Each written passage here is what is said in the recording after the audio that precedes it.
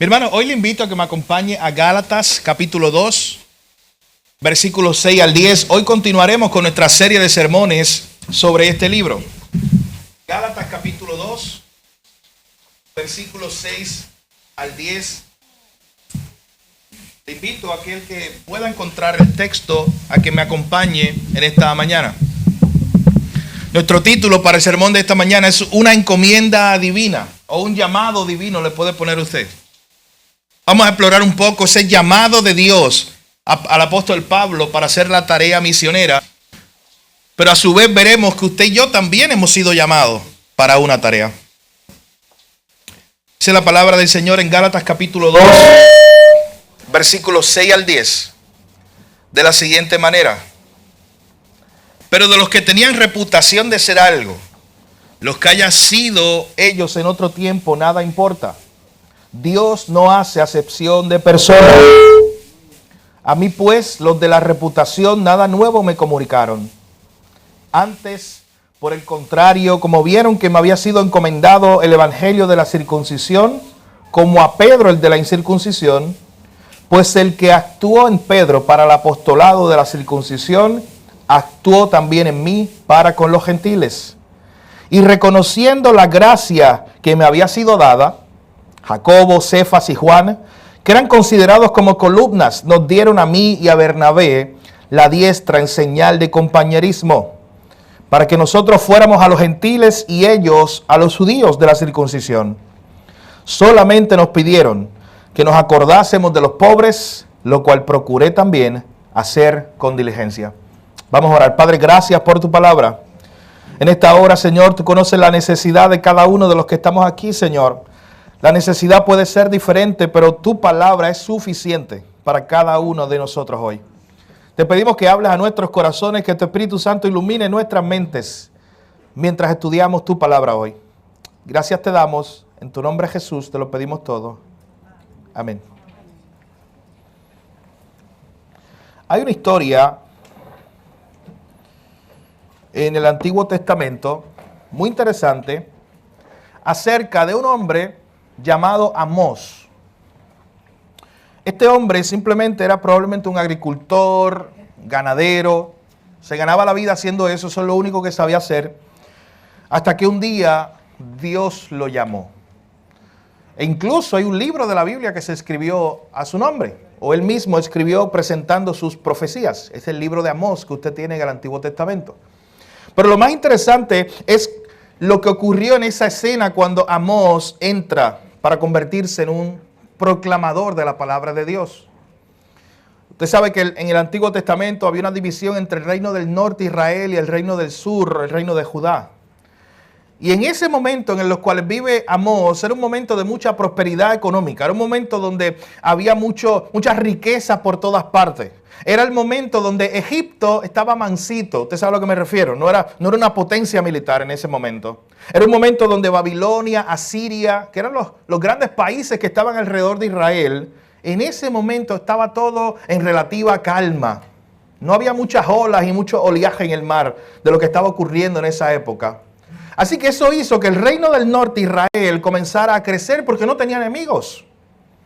Ellos comenzaron a dominar todo el territorio allá en el Mediterráneo. Ellos comenzaron a crecer económicamente. ¿Y sabes en qué cayeron? En lo que caemos muchos de nosotros cuando viene la riqueza. Cayeron en esta dependencia ya no de Dios, sino de sus propias riquezas. Empezaron a depender de su propia riqueza, de su propio poder, porque se hicieron muy prósperos.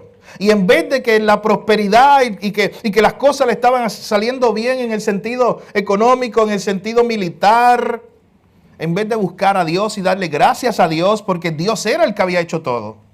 En vez de hacer eso, se pensaron que eran autosuficientes y que eso, todo ellos se lo habían ganado por sus propias fuerzas. Así que Dios levantó en ese escenario a un profeta llamado Amós. Y hay una parte que es mi parte favorita del libro de Amós, es cuando Amós tiene que ir allá al reino del norte, cruzar una frontera cultural, moverse muchos kilómetros y llegar a un pueblo que ya no quiere saber de Dios. Un pueblo que se cree autosuficiente y él tiene que dar un mensaje y tiene que decir, ¿sabes qué? Viene el juicio de Dios. Y cuando Amós empieza su profecía, parte del pueblo de Israel empieza a decir amén. ¿Sabe por qué? Porque la primera parte de su profecía era una profecía contra otras naciones. Entonces de momento Amós decía, sí, Dios va a castigar, Dios va a enviar un juicio sobre tal nación enemiga. Y el pueblo decía amén. Pero de momento Amós empezó a hablar de ellos mismos. Y empezó a decir, ¿sabes qué? Dios también va a castigar a este pueblo que se ha olvidado de él. Rápidamente cuando ocurrió eso, allá en el reino del norte había un sacerdote. Y ese sacerdote llamado Amasías habló con el rey y le dijo, oye, vino un no sé quién, literalmente así. Vino a decirnos a nosotros lo que tenemos que hacer. Vino alguien de muy lejos a darnos un mensaje. No podemos permitir eso. Nosotros estamos bien. Nosotros no necesitamos la profecía. De hecho, ¿sabes qué estaban diciendo? Cuando decían no necesitamos la profecía, es no necesitamos un profeta que nos hable en nombre de Dios. Por consiguiente, están diciendo no necesitamos a Dios. Estamos bien. Así que hay una escena muy interesante, yo quiero leerla en la Nueva Traducción Viviente, cuando de momento este hombre Amasías va donde Amós y le dice a Amós, Amós, vete de aquí. Eso está en Amós, el que lo quiera seguir esa lectura, Amós capítulo 7, verso 12 en la Nueva Traducción Viviente. En sus casas esta tarde, yo no voy a predicar de Amós, no piensen que me confundí, esta es la introducción. Pero en su casa esta tarde vayan a Amós y estudien toda esa escena. Simplemente voy a sacar una imagen de lo que ocurrió aquí. Pero en Amós capítulo 7, verso 13, en la Nueva Traducción Viviente, escuchen cómo dice, ese sacerdote o líder religioso de allá del norte va donde Amós, este hombre, y le dice, vete de aquí, profeta. Regresas de la tierra de Judá, gánate la vida profetizando allá. No nos molestes con tus profecías aquí en Betel. Este es el santuario del rey. Este es el lugar nacional de culto. No te necesitamos ni necesitamos lo que tu Dios quiera decirnos. Interesante porque están tratando de sacar a Amós, el profeta, del paso. Como no queremos escucharte, vete de aquí, vete a tu tierra. Gánate la vida profetizando si tú quieres profetizar allá en tu tierra. La respuesta de Amós es increíble, verso 14 en adelante. Amós le contesta, yo no soy profeta profesional, ni fui entrenado para hacerlo. Yo no soy más que un pastor de ovejas y un cultivador de higueras sicómoros. Sin embargo, verso 15, el Señor me llamó y me apartó de mi rebaño y me dijo, ve y profetiza a mi pueblo en Israel. Verso 16, ahora bien, escucha este mensaje del Señor. Esta es una de mis escenas favoritas de la historia de los profetas. ¿Sabe por qué? Porque en esta escena vemos ese escenario donde tratan de callar la boca, tratan de callar un hombre que está hablando en nombre de Dios y le dice, no vuelvas a profetizar. Y la respuesta de Amós es increíble. ¿Sabes que yo no soy profeta profesional? Antes estaba incluso las escuelas de los profetas en ese tiempo. Estaban estos contextos donde si tú eras profeta era porque tu papá había sido profeta. Pero Amós dice, ¿sabes qué? Yo un día estaba tranquilito allí en mi rebaño cuidando ovejas porque yo era un pastor de ovejas. Yo un día estaba tranquilito cultivando los higos. Yo era un agricultor allá en mi tierra. Y de allá me sacó Dios un día, me dijo, ve y profetiza a mi pueblo. Así que el verso 16 usted tiene que verlo de esta manera. Así que estate tranquilo y escucha este mensaje. Es lo que le está diciendo Amós. Yo no soy profeta. Yo simplemente estoy respondiendo lo que dice el verso 15. Yo simplemente estoy respondiendo a que el Señor me llamó. Yo simplemente estoy respondiendo a un llamado de Dios. Y esto es importante porque cuando tú tienes a Isaías, era un profeta, si quieres llamarlo profesional, porque era un profeta entrenado. Isaías y muchos otros. Pero Amós no, era un campesino. Pero a él también lo llamó Dios. El mismo Dios que llamó a Isaías para profetizar fue el mismo Dios que llamó a Amós. Así que si Dios llamó a Isaías y Dios llamó a Amós, a ambos había que escucharlos. No podíamos enviarlos a callar como quería hacer este personaje. En la predicación de esta mañana de nuestra serie de Gálatas, veremos exactamente lo mismo. Veremos al apóstol Pablo recibiendo un llamado y unos posibles cuestionamientos diciendo, oye, pero ¿habrá Dios, el Dios que llamó a Pedro, también habrá llamado a Pablo? ¿O solamente seguimos a Pedro? ¿El Dios que llamó a Juan también habrá llamado a Pablo. Y veremos a Pablo presentando, defendiendo incluso su apostolado, el hecho de que Dios sí lo llamó. Por eso nuestro sermón para hoy está titulado así: una encomienda divina. Pablo estaba seguro que era Dios mismo el que lo había llamado. Y si usted ha estado con nosotros estas pasadas semanas, se ha dado cuenta que hemos estado viendo desde Gálatas capítulo 1 ese llamado que hace Pablo a recordar a la iglesia de que no hay otro evangelio, de que no hay otro salvador, de que no necesitamos otra cosa para salvarnos que solo Jesús. Esto es lo que Pablo ha estado presentando una y otra vez a través de esta carta. E incluso vimos la semana pasada que Pablo un día se llevó a Tito. Tito era un gentil, alguien que no era como los judíos. Se lo llevó para Jerusalén. Y decía el texto que a él lo recibieron como un hermano. Así que en ese tiempo, mis hermanos, no había una iglesia de judíos y una iglesia de gentiles. Dios estaba uniendo a esos dos para hacer un solo pueblo, el pueblo de Dios. Y decíamos que tenemos que cultivar la unidad. Dios quiere un pueblo unido y no podemos nosotros estar peleando. ¿Recuerda la imagen que yo les presentaba? Peleando, tirándonos cañones a nosotros mismos cuando el enemigo está allá afuera, como enemigo buscando a quien devorar. Tenemos que permanecer unidos en el evangelio. Así que lo que hace el apóstol Pablo aquí en Gálatas capítulo 2, verso 6 en adelante, es mostrarnos que él sí fue llamado, mostrarnos que él también era un apóstol y que el mismo Dios que había llamado a los apóstoles al principio era el mismo Dios que lo había llamado a él. Y quiero decirte algo en esta mañana, de seguro lo sabes, pero es bueno recordarlo. El mismo Dios que también llamó a Pablo, un día te llamó a ti, mi hermano, a salvación. Pero no solo eso, también te llamó y te dio una encomienda. Tú también hoy tienes una encomienda divina. Tú también hoy tienes un llamado, y cuando decimos encomienda divina es un llamado que no vino de aquí de los hombres. Es una tarea que se te ha dado, que viene de Dios mismo. Y en esta mañana tú estás sentado ahí diciendo, ¿sabes qué? Pero es que yo no soy pastor, yo no soy misionero, yo no soy líder de aquello, de lo otro, yo no trabajo en este ministerio, ni en el otro. Mi hermano, no estamos hablando de nada de eso.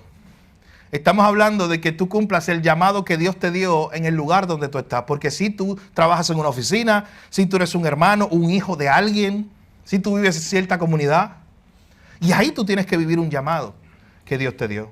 Y que exploraremos al final de nuestro sermón de hoy.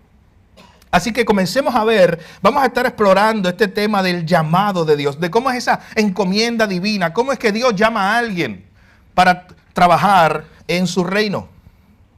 Miren conmigo en el versículo 6, lo primero que dice, nuestro primer punto.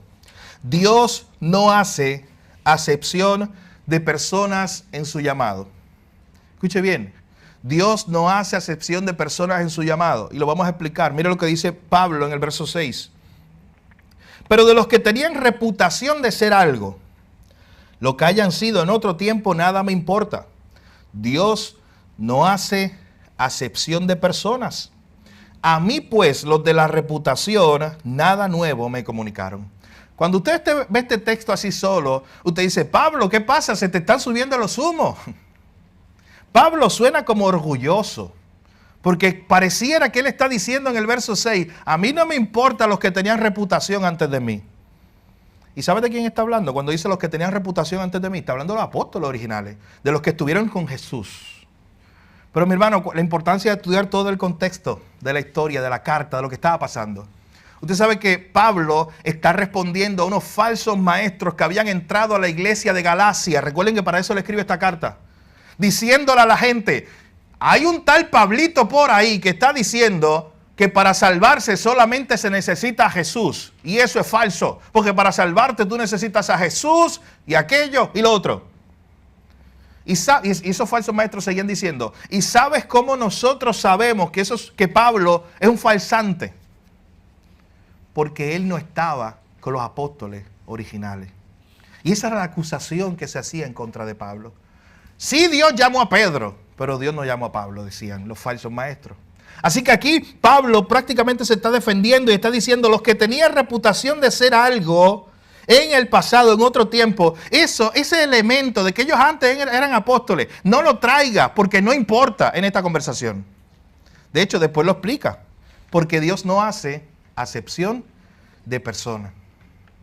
Porque no es que como ellos eran importantes, Dios sí los llamó para convertirlos en apóstoles y que ellos sí trabajen en la obra. De hecho, Lo interesante de toda esta escena es cuando tú ves quiénes eran los apóstoles, da más peso a lo que Pablo está diciendo aquí. Mi hermano, ¿de dónde Dios llamó a sus seguidores? Piensa por un momento. Jesucristo, cuando estuvo aquí en su ministerio terrenal, llamó a sus seguidores de lo más vil y menospreciado. Jesús llamó a pescadores. Jesús llamó a el trabajador de los impuestos, como Mateo. Jesús llamó a gente común y corriente.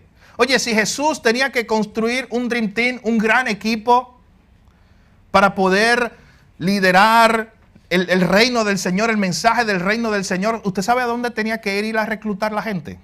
Él tenía que ir a Jerusalén, especialmente al templo, buscar entre los fariseos, buscar entre los líderes religiosos cuáles conocían más la Torá y la escritura hebrea, cuáles eran más piadosos en cierta manera, cuáles cumplían mejor la ley. Imagínate Jesús montando su equipo, el famoso Dream Team. Usted sabe que es un Dream Team, mi hermano. De hecho, a su mente, si a usted le gusta el baloncesto como yo, cuando se dice Dream Team, no hay un Dream Team como en 1992 y no pienso discutirlo con nadie. En 1992, búsquelo, googléelo cuando salga de aquí. ¿Quién era parte de ese Dream Team de baloncesto, mi hermano? No hay otro en la historia. Un equipo tan grande que se haya formado, de estrellas, y que prácticamente haya ganado grandes premios y campeonatos durante ese tiempo. Pero usted sabe lo que es un Dream Team. Cuando a mí me dicen Dream Team, lo primero que yo pienso es en eso. Yo pienso en que a alguien se le ocurrió, un teórico, que muchas veces no le damos el reconocimiento a él, le damos el reconocimiento a los jugadores. Pero hubo uno detrás que dijo, yo voy a coger esta pieza, si necesito, qué sé yo, 10, 12 jugadores, yo voy a coger a este, y voy a coger a aquel, y voy a coger el de allá atrás. Y muchas veces cuando pensamos en el Dream Team del 92, nos enfocamos en los grandes jugadores que estuvieron allí, pero no en la mente maestra que estuvo detrás, que fue el que los llamó, que fue el que organizó el equipo para que ellos entonces trabajaran juntos y hicieran lo que hicieron y marcaran la historia.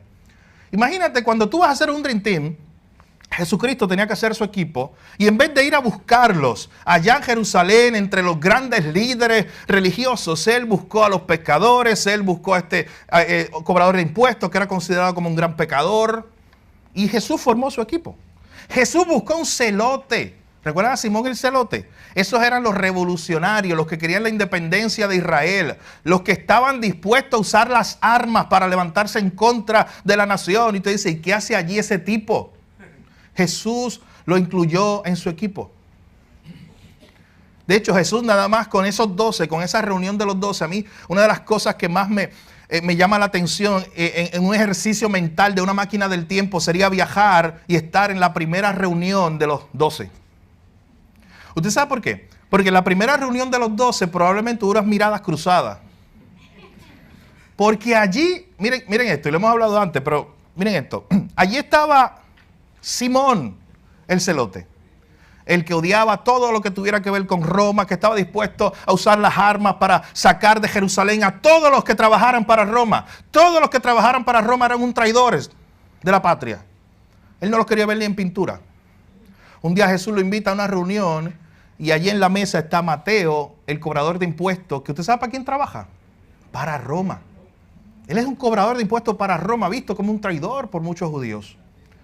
Pero de momento, cuando usted sigue la cronología y busca un mapa, se da cuenta que probablemente Mateo cobraba los impuestos en esa región de Capernaum. Esa mesita estaba puesta estratégicamente. Cuando los pescadores venían, tenían que pasar por la mesita de Mateo, obligado. ¿Quién era pescador entre el grupo de Jesús? La mayoría. Así que tú te imaginas a Simón, especialmente Pedro. No quería probablemente saber de esta gente. ¿Por qué? Porque esta gente le cobraba lo poco que ellos ganaban y robaban. Pero ellos siempre tenían, cumpliendo la ley, tenían que pasar por los impuestos. Probablemente ya se conocían. Y humanamente no había razón para la cual ellos estuvieran juntos. Humanamente, culturalmente, había razones para que ellos estuvieran uno allá y otro al otro lado, totalmente opuestos, odiándose uno al otro.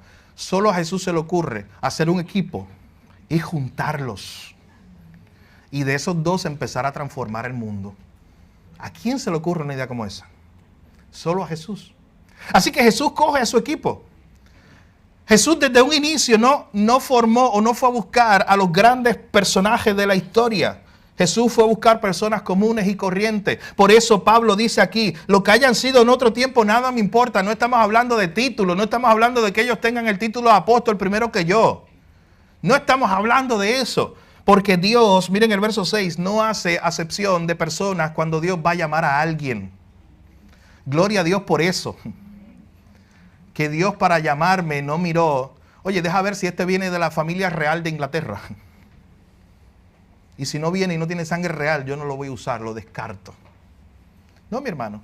Dios no hace acepción de personas cuando va a llamar. Por eso empecé con la historia de Amós. Porque estaban los profetas profesionales. Estaba Isaías, estaban los demás. Pero ¿por qué llamar a un campesino de por allá del campo? También para llevar un mensaje. Dios no hace acepción de personas en un llamado. ¿Sabes qué significa esto, mi hermano? Que ni tú mismo te puedes descartar a que Dios te llame para cumplir su obra. Ni tú mismo te puedes descartar. Ni nadie te puede descartar si es Dios el que te está llamando. Pablo no está siendo orgulloso en ese versículo 6, ahora lo entendemos, sino que él está respondiendo a los falsos maestros. Él incluso, para que usted vea, que la Biblia tiene que interpretarse con la misma Biblia. ¿Usted sabe por qué? Miren, ¿por qué es tan importante hacer esto? Porque si tú sacas ese verso solo y dices, este Pablo es un orgulloso, está diciendo ahí que él se cree más grande que los demás apóstoles que estuvieron desde el origen. Y está diciendo y que no le importa lo que eran ellos. Cuando usted ve la Biblia como un todo, ¿se da cuenta otras palabras del mismo Pablo? ¿No recuerdan allá en 1 de Corintios capítulo 15 cuando Pablo dijo, Dios un día, Cristo resucitó, se le apareció a Pedro, se le apareció a Santiago, a estos que eran apóstoles antes que yo. Y un día se me apareció a mí, el último de los apóstoles, como un abortivo. Como el último. Así que él mismo no se consideraba más grande que nadie. Al contrario, él se consideraba el menor de los apóstoles. Pero cuando está enfrentándose a los falsos maestros, les está presentando estas palabras y les está diciendo, yo quiero que tú sepas que Dios no hace acepción de personas en su llamado. Dios no mira nuestro resumen, Dios no mira nuestras procedencias, nuestro linaje. Si Dios decide llamarte, mi hermano, Él lo hace para su gloria. Y qué bendición saber eso. Primero, dos cosas. Uno, porque significa que entonces toda persona tiene esperanza de salvación en Cristo. Todo aquel al cual Dios haya llamado. Y Dios no miró ni su linaje, Dios no miró su inteligencia, Dios no miró su procedencia, sus estudios. Dios no miró nada de eso. Usted sabe que incluso hoy la competencia de los resumés y de cuando van a formar un equipo y tú empiezas a tratar de conseguir un puesto de trabajo. ¿Usted ha visto los emails? Yo lo he visto, yo lo he recibido. Email que dicen algo como esto. Gracias por tu consideración de nuestra empresa, pero hemos decidido continuar la búsqueda con otras personas. O a veces no lo dicen tan duro y te adornan las palabras. Pero es lo mismo. Porque están pendientes a resumen, porque están pendientes a procedencia, porque están pendientes a experiencia y ese tipo de cosas. Oh, mi hermano, pero qué bueno saber y qué gran noticia para ti en esta mañana el considerar, y para mí también, que Dios me llamó no a causa de lo que yo era, sino a causa de lo que es Él. Que Dios me llamó porque Él quiso, porque fue su voluntad. Que para Dios llamarme, mi hermano, para el llamado de Dios no hay acepción de personas. Ese es el llamado de salvación. Pero específicamente el que Pablo está hablando aquí es el llamado a su obra. Un llamado que también recibimos. Y un llamado, mi hermano, que usted tiene que decir esta mañana, sí, tal vez Dios no me llamó a ser pastor, tal vez Dios no me llamó a ser misionero, pero un llamado tiene, mi hermano, si estás en Cristo Jesús hoy. Algo te ha llamado a Dios. Así que es importante considerarlo y saber que Dios no hace acepción de personas. No le digamos a Dios como le dijo a Moisés. Usted sabe que cuando Dios llamó a Moisés en Éxodo capítulo 4, hay una escena donde Moisés empieza a poner excusa tras excusa. Y es como si Moisés le estuviera diciendo, Dios, te equivocaste. De hecho, hay un momento donde Moisés le dice, Dios, envía a otro. Me llamaste a mí, pero yo no soy el correcto. Moisés le dice, pero es que yo no hablo bien. Envía a mi hermano. De hecho, ahí fue el que tiró en medio a su hermano, Aarón. Envía a mi hermano, envíalo a él. Y Dios le dice, mira, tú ve. El gran yo soy, ahí aparece esa famosa palabra. Es el que va contigo, Moisés. No se trata de ti, se trata del que te llama. Y eso es algo que se nos olvida tanto. Así que cuando Dios llamó a Moisés, él pensó lo mismo. Dios se equivocó. Miren, ¿se acuerdan de la escena? Y hay muchas más, estos son simplemente ejemplos. ¿Se acuerdan de la escena de cuando de momento Samuel tiene que ir a buscar un rey, que Dios le dice, hay un rey entre esta familia, la familia de Isaí, ve y úngelo. Y llegan los grandes hermanos de David, todos cortados así porque eran guerreros, porque eran personas, hombres de guerra, experiencia de guerra. Y de momento empezó a ver el más grande, el más fuerte. Cuando Samuel lo vio, dijo, oye, ciertamente este es el rey, próximo rey de Israel. Y Dios le dijo, no. Y así fueron descartándose los hermanos de David, hasta que imagínate, ya no quedaba ninguno. Y hay que preguntarle, oye, Isaí, ¿tú tienes otro hijo? Sí, yo tengo uno, el menor, el más chiquito, el que está por allá, el que nadie consideraría para un llamado. Ah, pues llama a ese, que Dios quiso llamarlo a él. A ese. Y Dios le dice algo bien importante allá en esa cena, en 1 Samuel 16. Dios le dice, oye, Samuel, el problema es que tú miras así por fuera, las características físicas, pero yo miro el corazón. Para yo llamar a alguien, Dios le dice, yo no estoy sorprendido con las grandes cosas que Él pueda hacer por mí. Mi hermano, de hecho, escuche bien y convénzase en esta mañana si no está convencido. Dios no te llamó porque te necesitaba. Eso es lo más impresionante de esto. Dios es autosuficiente por toda la eternidad y sin Él haber creado el universo, Él fuera autosuficiente. Dios no nos necesita. Es que esto es lo impresionante y por eso tú debes vivir impresionado todos los días adorando al Señor por esta gran obra. Primero, porque te llamó a salvación. Y segundo, porque te llame también y te diga, ¿sabes qué? Te permito participar en mi obra. En la obra más grande de la historia, la obra de redención para salvar a pecadores. Nunca deje de sorprenderse de eso. Dios no nos necesita, mi hermano, si Dios nos llamó para su gloria. Dios escogió para su equipo a personas que yo no hubiera escogido. A personas que tú mismo no hubieras escogido probablemente. De hecho, tal vez tú has pensado, ¿por qué a mí? ¿Por qué Dios me escogió? Recuerda siempre, cada vez que estés pensando en eso, nunca busques la causa en ti. Siempre busca la causa en Él. Porque fue a causa de Él. Él escogió, sin acepción de personas escogió. Él para salvación y Él para un llamado particular como el que le está haciendo a Pablo. Así que en primer lugar, Dios no hace acepción de personas en su llamado. Pablo está diciendo, oye, no vengan a compararme con los apóstoles porque no hay guerra entre nosotros. Dios llamó a aquellos y también me llamó a mí porque Dios no hace acepción de personas. De hecho, aquí Pablo, al contrario, la gente ve ese verso aislado y dice, qué orgulloso Pablo. Al contrario, está siendo bien humilde. ¿Sabe por qué? Porque este era el momento donde Pablo podía sacar su resumen y decir, ¿tú quieres que nos comparemos con los apóstoles? Dale. Dime en qué escuela teológica estudió Pedro. Dime cuántos años de experiencia estudiando la Torá tiene Juan. Y se quedaban callados todos porque no había nada. Pedro era un pecador, era gente del campo. Era gente que incluso decían en algún momento en el libro de Hechos, oye, esa gente del vulgo, esa gente sin letra. Y ese era el momento donde Pablo podía decir, vamos a sacar los resumés. Y si es por resumé, Pablo era estudiante allá en Tarso, en su ciudad, donde había una universidad. Pablo había ido a Gamaliel, la mejor escuela de los judíos, a Jerusalén a estudiar. Fariseo de fariseos, ¿recuerdan Filipenses 3? Hasta que él dice que todo eso lo tiene por basura, por el conocimiento de Cristo Jesús. De hecho, notan que en Filipenses capítulo 3, Pablo sabía que Dios no lo llamó a causa de sus logros. Dios no lo llamó a causa de todo lo que era Pablo. Dios lo llamó a causa de un propósito que Dios en su eternidad había escogido a través de Pablo. Para que la gloria fuera de Dios y no de Pablo. Así que Pablo no está siendo orgulloso aquí, al contrario. Está diciendo, no hagamos estas comparaciones. No tienen razón de ser. Dios no hace acepción de personas. Y luego dice en el verso 6, a mí, al final del verso 6, aquellos apóstoles, los de la reputación, nada nuevo me comunicaron. En otras palabras, si fue el mismo Dios que nos llamó, fue el mismo Dios que nos dio un mensaje. Y cuando dicen nada nuevo me comunicaron, no porque Pablo no fuera enseñable. Lo que Pablo está diciendo, respondiendo a los falsos maestros, es, oye, este mensaje que yo predico hoy de salvación, no fue que yo lo aprendí de Pedro, fue de Jesús mismo. Fue Jesús el que me llamó. Fue Jesús el que me trajo hasta aquí. Dios no hace acepción de personas en su llamado. En segundo lugar, ve al versículo 7. Pablo continúa diciendo, antes por el contrario, como vieron los apóstoles, como ellos vieron que me había sido encomendado el evangelio de la incircuncisión, como a Pedro, el de la circuncisión. Y en este segundo punto podemos ver que Dios mismo es el que encomienda. Dios mismo es el que llama, mis hermanos. Pablo está diciendo aquí que él había sido o había recibido una encomienda. A él se le había encomendado el evangelio. Y él está usando estos dos términos que ya los hemos mencionado aquí en la serie de Gálatas. Recuerden que los de la circuncisión son una referencia a los judíos.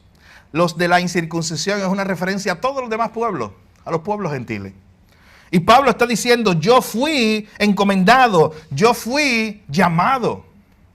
Pablo está diciendo algo como lo que dijo Amós en ese pasaje de Amós 7 que habíamos visto al inicio. Pablo estaba diciendo, mira, yo estaba por allá en lo mío. Yo no fui el que diseñé esta idea. A mí no fue el que se me ocurrió montarme en un bote e ir a predicar este mensaje a todas las naciones. Fue Dios el que me buscó, el que me llamó. Fue Dios, mis hermanos, el que un día me encomendó una tarea. Pablo dice también en 1 Tesalonicenses capítulo 2 que él ha recibido, usa esa palabra, el evangelio, yo lo recibí para compartirlo. Yo no me lo inventé, no me lo dieron los apóstoles. Fue Dios mismo el que me llamó. Fue Dios mismo el que me buscó. Yo estaba haciendo otra cosa. Mi hermano, y así fue con cada uno de nosotros. Recordemos esa gran verdad también. Tanto para el llamado de salvación como para el llamado para su obra. Tú y yo no lo estábamos buscando. Fue Dios el que interrumpió nuestras vidas. Fue Dios el que entró de momento a nuestras vidas, tanto para llamarnos a salvación como para el llamado a trabajar y vivir para Él. Eso lo hizo Dios. Y Pablo está recordando esto. Yo he recibido una encomienda, y cuando tú recibes una encomienda es que alguien externo a ti, alguien de afuera te está dando una tarea. Te está diciendo, oye, ve y haz esto o haz lo otro. Yo no sé por qué, pero cuando yo me preparaba para este sermón, esa palabra encomienda siempre la asociaba a mi mente, para que usted vea cómo funciona nuestro cerebro. La asociaba con cuando yo tenía como 10 años, una vecina que no podía salir de su casa, estaba enferma, siempre me daba una encomienda. Y era la libretita, a ir al colmado, allá en Costa Laurel, donde en la libretita se apuntaba. Yo no sé si se hace todavía, pero se apuntaba en la libretita. Mi abuela tenía una libretita y la vecina tenía una libretita, y a veces yo tenía que ir con esa libreta. Y se apuntaba lo que tú cogías, para entonces cuando llegara el cheque, pagar el cheque de seguro social. Pero yo no sé por qué razón a mi mente esa palabra encomienda, a mí, lo asocio rápido con esa tareita que me daban, me llamaban por la verja, me decía, vete, compra huevo y leche y pan y qué sé yo, y me daban la libretita. Yo tenía que ir tranquilito por ahí a esa tarea de llevarle, de comprar eso y regresarlo a su casa. Noten algo, miren, por alguna razón yo lo asocio con eso, la idea de encomienda, de ser enviado a algo. Pero en el camino yo no iba abriendo la libreta, y si ella quería huevo, yo le iba a dar pan. Y si ella quería Coca-Cola, yo iba a dar Sprite. Yo ni abría la libreta, de hecho. Y ni le da a mi abuela. Yo no la abría. ¿Sabe qué? Yo no sé si estaban pidiendo algo que no era ni correcto, pero yo no la abría. Nunca. Yo iba delante del dueño del colmadito, ahí los gemelos, en Coto Laurel. Y yo le daba la libretita y allá él. Y él me echaba las cosas en la bolsa. Y yo las bolsas las cogía y las llevaba a la vecina o a mi abuela. Yo no le añadía. ¿Qué me iba a atrever yo a abrir la libreta y borrarle, quitarle, o ponerme allá con el empleado a pelear con él, a decirle, sí, ahí dice huevo, pero tráeme aquello, tráeme aquella marca, tráeme la otra? No. De hecho, él me preguntaba a veces, ¿esta marca o la otra? Y yo le decía, no sé, la que tú quieras, la que ella siempre compra. Porque yo no podía hacer nada, editar esa tareita que me habían dado. Yo tenía como 9, 10 años y tenía esa tarea y la tomaba bien en serio. De hecho, me daba miedo. Me daba miedo el llegar con los productos correctos, que hubiera todo. Y siempre estaba cargado cuando no había un producto y era yo el que tenía que explicarle. Porque a veces la cogía conmigo y yo decía, pero soy el colmado que no tiene producto. Yo no puedo hacer nada. Pero yo no sé por qué esa idea de la encomienda siempre yo la asocio con eso, en ser enviado a algo. Y no tener esta idea, mis hermanos. Ser enviado a hacer una tarea porque alguien te está enviando y hazla como te la enviaron a hacer. No la añadas, no le quitas, no la cambies. ¿No te corresponde eso? Yo no podía cambiar lo que había en esa libretita a mi encomienda, no. Yo tenía que hacer lo que se me pidió. Mi hermano, ¿cuánto más una encomienda divina? ¿Cuánto más Pablo tomaba en serio que el que lo estaba llamando no era la abuelita, era hacer compra al colmado, era Dios? Era Dios llamándolo a ir a predicar y llevar un mensaje. Y Pablo le está diciendo a esos falsos maestros, el que me encomendó a mí fue Dios. Yo tomo esto en serio porque Dios me llamó a mí, Dios me dio una tarea. Yo no voy a cambiar este mensaje. Yo no voy a jugar el juego del teléfono. ¿Usted sabe cuál es el juego del teléfono? Que usted empieza de aquí, se lo transmite a ella lo transmite atrás y cuando llega al final ya el mensaje no es el mismo. Ya el mensaje está distorsionado. No, Pablo simplemente está diciendo, y lo dice en otra de sus cartas, él usa otros términos, él dice yo soy embajador, yo soy un mensajero. Pablo utiliza muchos términos para hablar de la misma idea. Él recibía una encomienda de Dios mismo y él se la tomaba en serio. Así que en segundo lugar, Dios mismo es el que llama. Pablo se tomaba muy en serio ese llamado. Mi hermano, pregúntate en esta mañana si has considerado tú para qué Dios te está llamando y si has tomado en serio ese llamado y si ya lo estás haciendo, cuán fiel estás siendo a ese llamado de Dios. Tercer lugar, esto no solamente es un llamado donde no hay excepción de persona, esto es un llamado donde es Dios mismo el que nos encomienda, el que nos llama a una tarea. En tercer lugar, miren el verso 8. El que actuó en Pedro para el apostolado de la circuncisión, actuó también en mí para ir a los gentiles. Mi hermano, Dios, número 3, Dios capacita al que llama. Dios no te va a dar una tarea, mi hermano. ¿Sabes qué? Miren, hay que corregir esas palabras que a veces las decimos al revés. A veces por ahí simplemente dicen, no, Dios, hablando de la perspectiva cristiana, de ir a predicar el evangelio. No, Dios no te va a dar una tarea imposible, tranquilo. ¿Sabes qué? La tarea que se le da a los cristianos es imposible, quiero que lo sepa. Es imposible para usted. De ir a predicar un mensaje y que la gente responda y se salve, eso es imposible para usted. No es una tarea como que tranquilo, que tú puedes hacerlo. Vete y haz esto porque es algo que tú puedes. Imagínate que de afuera te estén animando a eso. No, en realidad usted considérese incompetente para eso. Cuando usted reciba ese llamado de ir a predicar a las personas que están alrededor de usted empiece partiendo de esa idea. Señor, yo no puedo salvar a nadie. Y si yo voy a ir a esta encomienda o a este llamado, reconozco que uno, tú eres el que me capacita y dos, tú eres el que salva a las personas. Mi hermano, Dios capacita al que llama, no es al revés. No es que Él llama a los capacitados. No es que Él llama a los que ya están listos para entonces enviarlo. No, mi hermano, Dios nunca lo hizo así. Desde el inicio, vaya a todas esas historias, vuelva a Moisés. Moisés no estaba capacitado, yo hubiera enviado otro. Vaya a cada historia. Dios no llama a los que ya están capacitados, Dios los capacita en el camino. Dios capacita a los que llama. Y Pablo está diciendo, el que actuó, el que le dio poder, el que capacitó a Pedro para ir a predicar a los judíos. Pablo está diciendo en el verso 8, ese fue el que también me capacitó a mí. Ese fue el que me dio poder a mí. Ese fue el que actuó en mi vida también. Así que noten que Pablo está defendiendo su llamado. Es Dios el que me llamó. Dios no hace excepción de persona. Y Dios fue el que me capacitó. Para aquellos que dudaban, recuerden que esto está en el contexto de una lucha doctrinal, donde había gente que dudaba del llamado de Pablo y se burlaba de él. Y Pablo estaba siendo muy claro, no, el mismo que actuó en Pedro es el mismo que actuó en mí. ¿Sabes qué dice el libro de Hebreos, mis hermanos? Que Jesucristo es el mismo ayer, hoy y siempre y por todos los siglos. ¿Sabe qué significa eso? Que usted le puede añadir ahí, que aquel con su poder que actuó en Pedro, que aquel con su poder que actuó en Pablo, mi hermano, es el mismo hoy que actúa y puede actuar a través de ti. Mientras tú respondes a su llamado. Mientras tú trabajas en su ministerio, en su obra, en su iglesia. Y cuando digo la iglesia no hablo de aquí, de este cuadrito, de este edificio. Esto no es nada lo que es la iglesia, usted lo sabe. Estoy hablando de la proclamación del evangelio. De ese llamado que usted cumple. De hecho, quitemos ya de la mente esta idea de, oye, yo tengo llamado para el ministerio de los niños. O yo tengo llamado, casi siempre pensamos en eso nada más. Para el ministerio de música. Todo asociado con este cuadrito, con esta cajita. Pensemos también, eso tiene su lugar. Pero piense también más allá de esto. Y piense, ¿sabes qué? Yo he sido llamado para ser una luz en medio de mi familia. ¿Lo estoy haciendo? Yo he sido llamado para proclamar las virtudes, como dice Pedro, de aquel que me llamó de las tinieblas a su luz admirable. Estoy proclamando sus virtudes.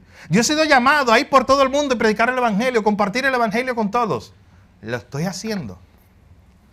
Y tenemos que quitarnos esa idea de llamado, simplemente viéndonos como algo profesional en el ministerio. De hecho, cuando Martín Lutero comenzó la reforma, una de las cosas que él quería quitar en la gente era esa idea. Porque en esa época medieval se creía que tú trabajabas o le servías a Dios solo si trabajabas en la iglesia. O sea, si tú no eras pastor, misionero, monje en la época o lo que fuera, tú no servías a Dios. Tú no trabajabas para Dios, tú trabajabas para ti mismo ya. Y él empezó a hablar de esta idea de lo que era una vocación santificada, de que donde quiera que tú estés, la profesión que tú tengas, la que sea, donde quiera que tú estés sirviendo, en tu casa, fuera de tu casa, en la oficina, en la calle, allí tú estás siendo, fuiste encomendado por Dios y allí tú estás haciendo o cumpliendo un llamado de Dios. ¿Cómo es que cuando yo estoy ligando cemento yo puedo estar cumpliendo un llamado de Dios? ¿Sí? Cuando yo estoy vendiendo carros con Jason, ¿yo puedo cumplir mi llamado? Sí. Que cuando yo estoy trabajando en la ferretería con Jorge, ¿yo puedo cumplir mi llamado? Sí. Esa es la idea. No importa el lugar que yo esté, mi hermano. Fue Dios el que me encomendó. Dios no hace excepción de persona. Y ese Dios que actuó en Pedro, que actuó en Pablo, es el Dios que hoy todavía a través de su Espíritu Santo, que si tú eres cristiano está en ti, está actuando en ti. Y a través de ti. Miren el verso 9. Cuarto punto. No se preocupe que son 6 puntos nada más. Cuarto punto, Dios da gracia a los que llama. Mi hermano, miren cómo continúa Pablo.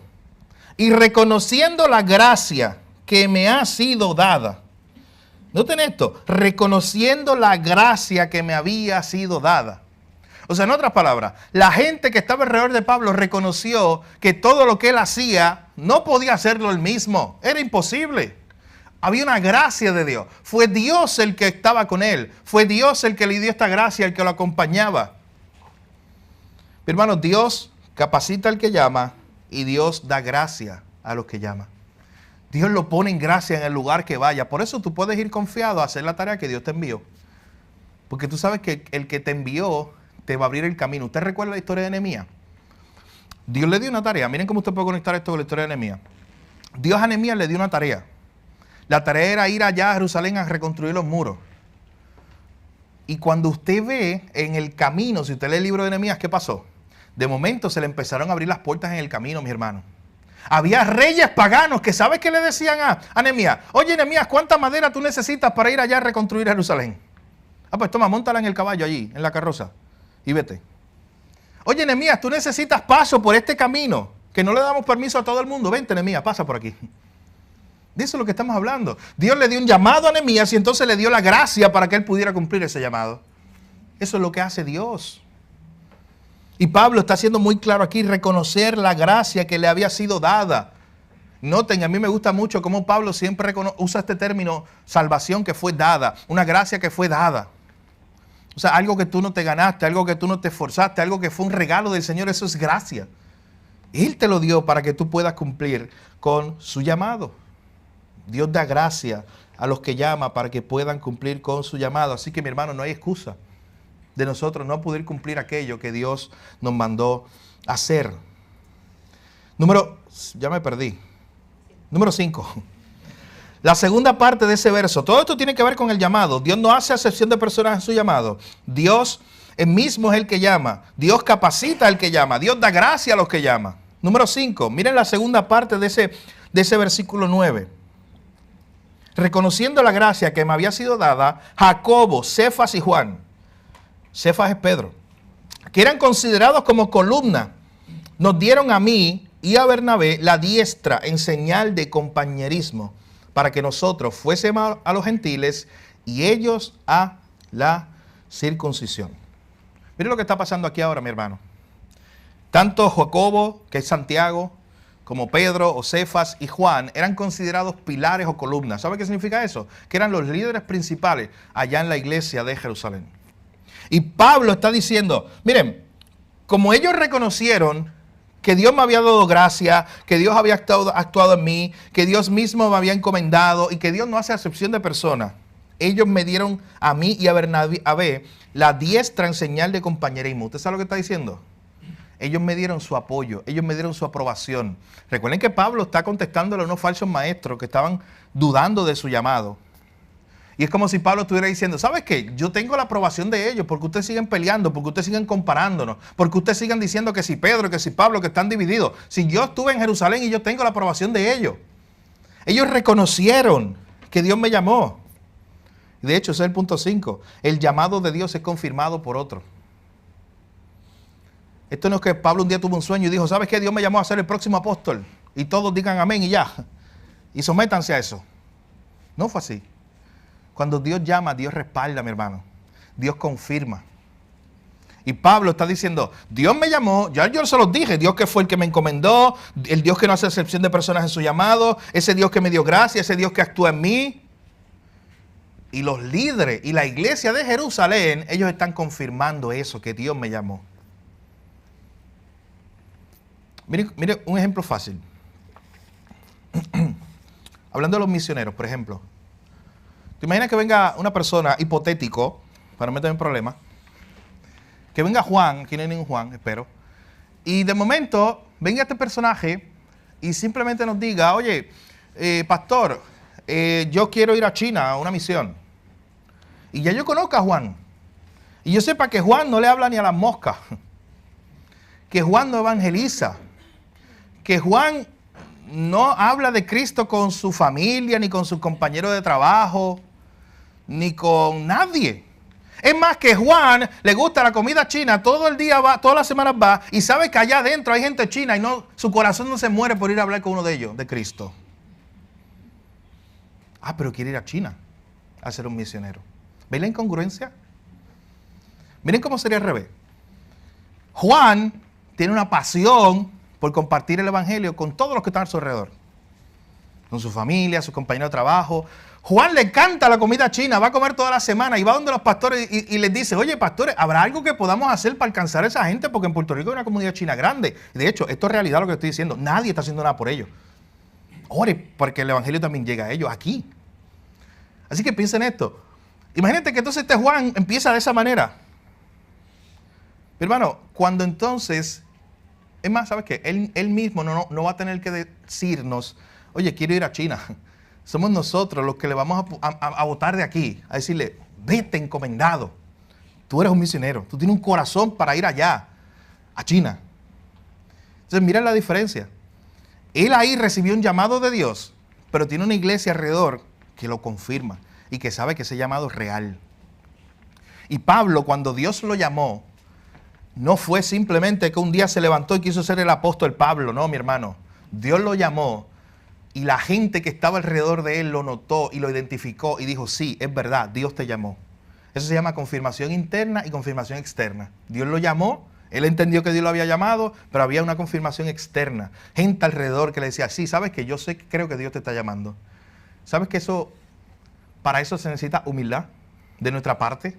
Para abrir nuestro corazón a otros hermanos que te conocen y decir, ¿sabes qué? Oye, Hugo, ¿tú crees que Dios me está llamando a esto? Oye, pastor, yo entiendo o creo, Dios está poniendo una carga, pero ¿seré yo o Dios me estará llamando para esto? Y ves cómo tú vas a tener una confirmación. ¿Quieres ejemplos en la Biblia, aparte del de Pablo, que acabamos de ver? Ve a Josué. Cuando en Josué capítulo 1, cuando Dios llama a Josué, y Dios le dice, ¿sabes qué? No tengas miedo, no tengas temor, sé valiente. ¿Se acuerdan de esas palabras? Y como estuve con Moisés, estaré contigo. Guarda la ley, Josué, y cúmplela, y memorízala, toda esa tarea, ese llamado. ¿Tú sabes qué dice al final de Josué, que a veces no lo leemos? Del capítulo 1. Al final del capítulo 1 de Josué, dice que los líderes del pueblo de Israel fueron delante de él y le dijeron, oye Josué, como Dios te llamó, nosotros estaremos contigo. Porque nosotros entendemos que el mismo Dios que llamó a Moisés también te llamó a ti, así que te vamos a seguir. ¿Ven la conexión de esas dos ideas?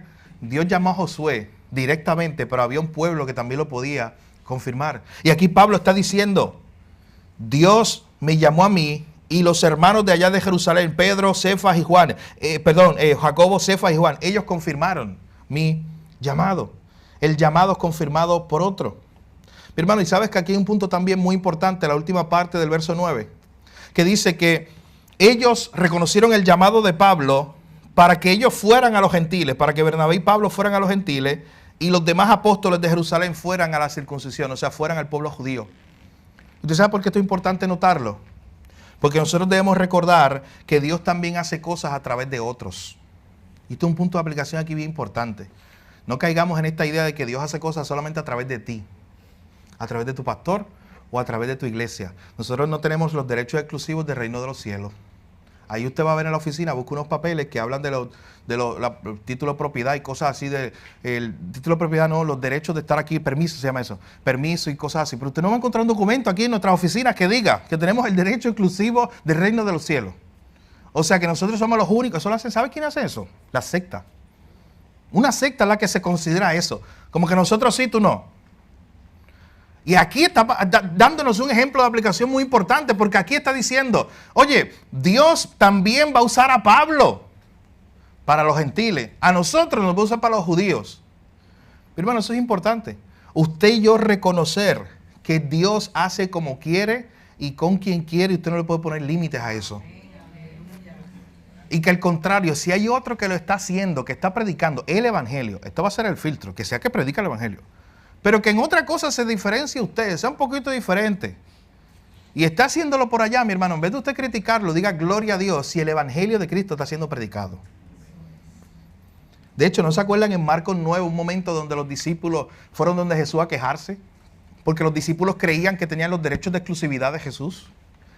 Le dijeron, oye, es que hay otros haciendo milagros y sacando demonios y qué sé yo, ¿qué hacemos, Jesús? ¿Los reprendemos? Jesús le dice que no. Y escuche bien, no eran parte de los 12, ese texto está muy claro. Era otra gente por allá que en nombre de Jesús también hacía milagros y cosas. Y Jesús le dice, no, porque si ellos no están contra nosotros, ellos son de nosotros. Aunque estén por allá votados. Mi hermano, es importante que usted saque de esa idea de que Dios solamente está haciendo algo en su vida o que Dios solamente está haciendo algo en su iglesia. Dios está haciendo algo todos los días, mi hermano, hasta el último final del mundo. Y Él está usando a muchos medios diferentes. Usted sabe que fue un buen ejercicio, aunque de mucho cansancio esta semana para mí, el estar en un entrenamiento de predicadores y servir allá, porque tuvimos 60 pastores, cerca de 60 pastores y líderes. Y una de las cosas que yo le hablaba al pastor Edgardo, que me animaba mucho, ¿sabes qué era? El saber que ahí estaban nosotros, Bautistas del Sur, ahí estaban Bautistas Independientes, habían presbiterianos, habían evangélicos, habían pastores metodistas, había otro de la Alianza Cristiana y Misionera, de esa denominación, y de qué sé yo cuánto más. Pastores o líderes que sacaron el tiempo, eso fue del miércoles por allá, bien cansón hasta ayer, para entrenarse, para decir, necesito mejorar mi forma de entender la Biblia, para predicar la Biblia, porque entendemos que solo la Biblia transforma la vida de la gente. Y eso era un ejercicio muy interesante, porque sabes que yo tengo una tradición, yo trabajo para la convención, estoy envuelto en 1000 cosas a la convención. Lo que quiero decir es que conozco nuestra convención local, nuestras iglesias, y tú me preguntas, ¿y qué están haciendo aquella iglesia? Y yo te digo, mira, sí, te lo digo con mucho ánimo, sigan ahí, bonito. Está pasando algo impresionante lo que Dios está haciendo allá. Pero ese ejercicio de estar con otros pastores de otros grupos, que no son mi tradición, fue un ejercicio también de humildad, mi hermano. Y un ejercicio donde nosotros le damos gloria a Dios y decíamos, qué bueno lo que Dios está haciendo en nosotros. Pero mira que en muchos otros lugares Dios está haciendo cosas, en Puerto Rico y en otros lugares del mundo. ¿Entienden lo que está pasando ahí? Cuando Pablo y Pedro están presentándonos esta idea de que ellos ambos reconocieron que Dios sí también había llamado a aquel y Dios sí también había llamado al otro. Aunque no estemos juntos en el mismo edificio.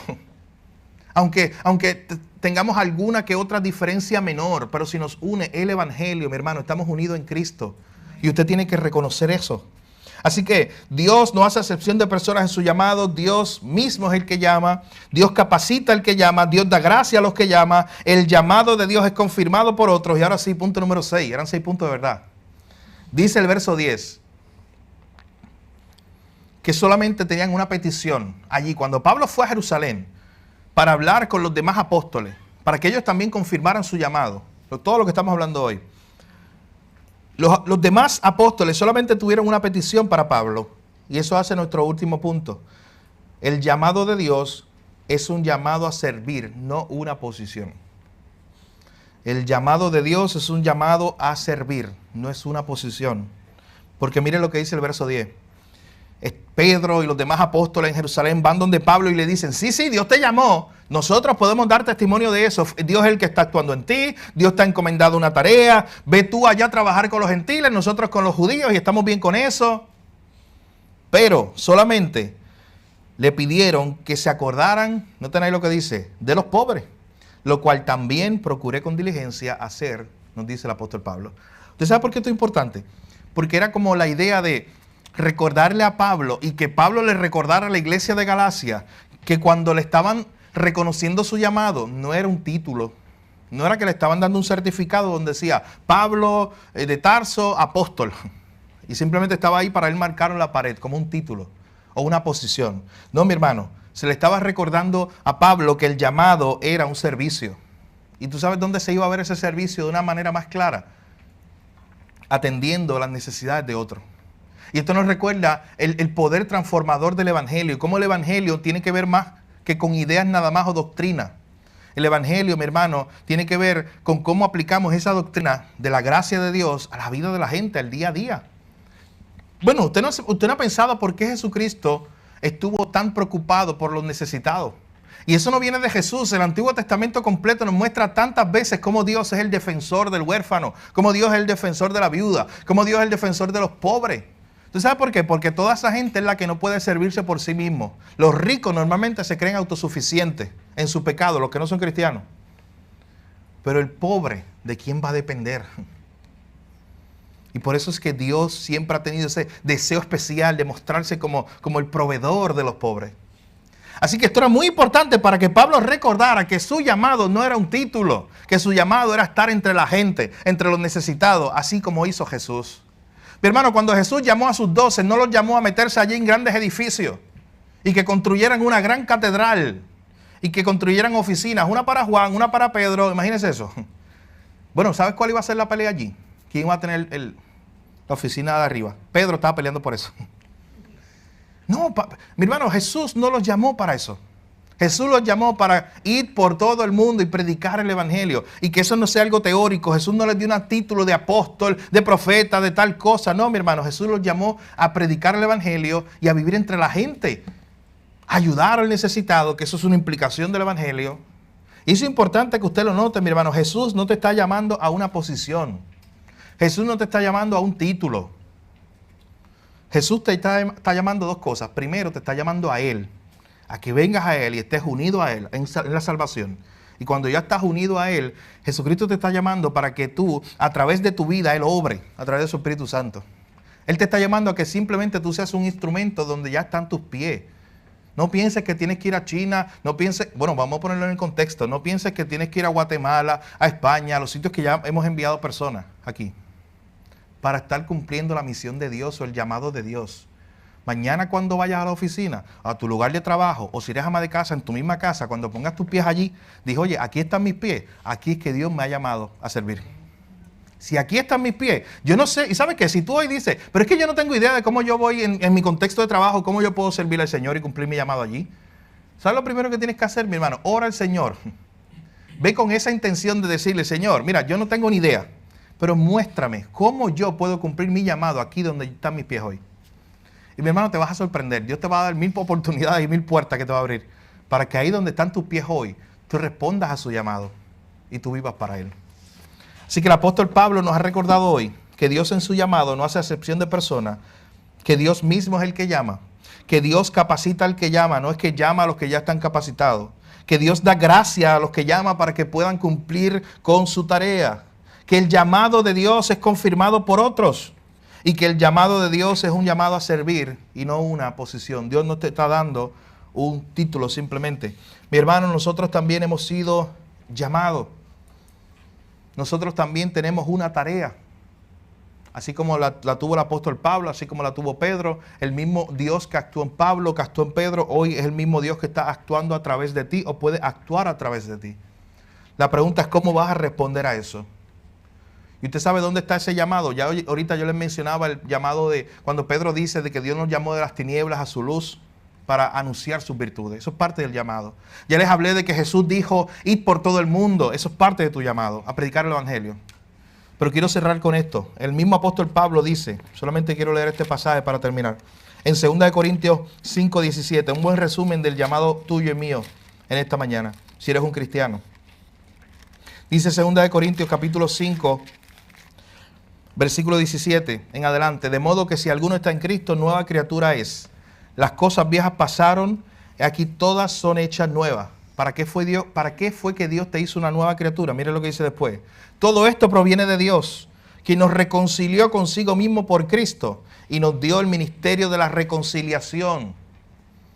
Que Dios estaba en Cristo reconciliando consigo al mundo, no tomándoles en cuenta a los hombres sus pecados.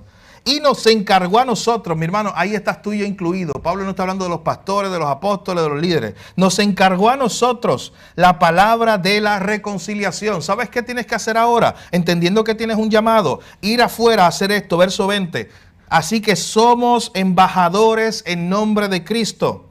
Como si Dios rogase por medio de nosotros. Rogamos allí a todo el mundo, les rogamos en nombre de Cristo. Reconciliaos con Dios. Esa es nuestra tarea. Ir a todo el mundo, mis hermanos, a llevar este mensaje de que hay solo un medio de salvación. Y la única forma de que un Dios santo se puede reconciliar con un hombre tan pecador como nosotros es a través de Cristo. Y ese es el llamado que usted y yo tenemos. La pregunta es, ¿ya hoy analizaste esta idea o pensaste junto a Pablo que Dios es el que llama, que Dios es el que da la gracia, el que capacita, el que actúa en nosotros? Todo lo que vimos hoy, que Dios no te está llamando para darte un título, Dios te está llamando para servirle, todas esas cosas. Pero piensa por un momento en esto. En primer lugar, si estás aquí en esta mañana y no conoces a Cristo, lo primero que Dios te está llamando hoy es a venir a Él a salvación. Es a que hoy tú puedas ser su hijo. Es a que hoy Él pueda ser tu Salvador y tu Dios. Si tú estás aquí en este lugar y no conoces a Jesús, Dios te trajo con un propósito. Ven hoy a Él. No te vayas de este lugar sin entregar tu vida a Cristo, porque Dios te está llamando. Y ¿sabes qué? No es cuestión de que, oye, para responder a ese llamado a salvación tengo que firmar en este lugar, tengo que levantar la mano, tengo que pasar al frente, tengo que hacer una entrevista, tengo que hacer lo otro. No, hacer y hacer y hacer. No. Se trata de pensar en lo que Jesús ya hizo. Se trata de que hoy pienses de que Jesús hizo algo por ti que tú no podías hacer. Jesús murió por tu pecado. Se entregó. Aquel que fue perfecto, santo. Él se entregó por tus pecados. Y hoy tú puedes reconocer eso y decirle ahí donde tú estás, sentado en este momento, Señor, yo no puedo salvarme a mí mismo, pero sé que tú lo hiciste por mí. Y desde hoy confiar en Cristo para salvación. Eso lo puedes hacer ahora, en este momento. Ahí donde tú estás, si nunca lo has hecho. Señor, salva mi vida. Perdona mis pecados. Entiendo que hoy tú me estás llamando a salvación. Y si tú haces eso en esta mañana, lo único que yo te animo a hacer es a no irte sin acercarte a la persona que te invitó o a uno de los pastores, simplemente para orar por ti y animarte en esta decisión que es la más importante de tu vida. Dios está llamando a salvación. Dios está llamando a que quites los ojos de ti y los pongas en Él. Y sabes que eso se aplica desde esa perspectiva también a los cristianos, de muchas maneras. Ya Dios te llamó a salvación si tú estás aquí hoy. Es lo mismo, Dios está llamando a que quite los ojos de ti, te sigan mirando a ti, para que lo mires a Él en esta mañana. Dios te está llamando a que respondas a su llamado. Y tú dices, pastor, porque yo no sé dónde ni cómo. ¿Sabes que lo primero? Yo tampoco, de hecho, no vengas a preguntarme a mí que dónde ni cómo, yo no sé. Nosotros oraremos por ti, te ayudaremos en el proceso, pero es Dios el que te va a guiar a ti.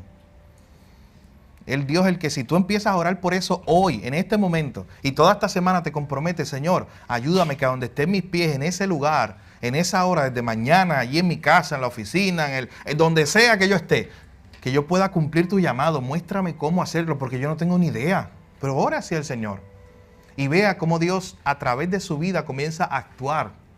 Comienza usted a ser un portavoz. Usted comienza a ser, lo que decía Pablo ahora mismo, un embajador en nombre de Cristo.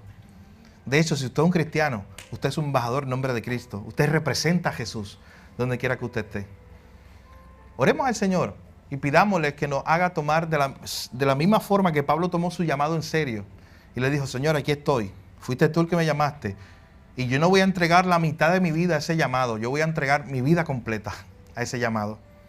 Quizás tú estás aquí esta mañana y has dicho, sí, es que yo me he comprometido un poco en esto y aquello. Pero mi hermano, recuerda que Jesús, o para Jesús, no hay discípulos part-time o nada parecido. Para Jesús hay discípulos completos que ponen las manos en el arado, ¿se acuerda de Lucas 9? Y ya no miran atrás. Ponen las manos en el arado y comienzan a trabajar y a servir. Que seas tú en esta mañana uno de esos que pone las manos en el arado y le dice, Señor, aquí estoy para ser usado como un instrumento tuyo, para tu gloria. Que el Señor nos ayude.